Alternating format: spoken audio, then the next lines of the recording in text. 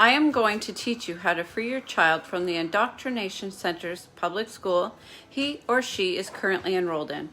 Call or visit the school they are attending and tell them you will be taking your child out of that school. Next step, start the process for enrolling or registering for homeschooling depending on the homeschooling path you choose. There is a number of different options for you to choose from. Option 1, you can register with your local public school, but do not expect no guidance or help through this transition. They may even act like they don't even know how to register your child and have never heard of this before. So you may need to do some research to know your rights in case they want to fight you on this process. Also, something important to know is if they will need your child's birth certificate and your address, but you do not need to give them any other information.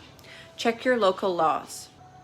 Option 2, you can register with an independent school online. There are many different options to choose from. Now, you are going to have to decide if you want to register for traditional homeschooling or enroll in distributed learning. There are options where you may have access to funding depending on the option you choose and the school you register with. Also, something you may want to consider is if you want to incorporate religious materials into your homeschooling. If you register for traditional homeschooling through a public school, you do not get any access to funding at all. If you enroll for distributed learning through a public or independent school, you have access to funding up to $600 per learner. The amount depends on the school you enroll with. There is also funding available for special needs. You can look into the options and requirements through your government's websites. If you register for traditional homeschooling through an independent school, you may be eligible to up to $150 per learner depending on the school.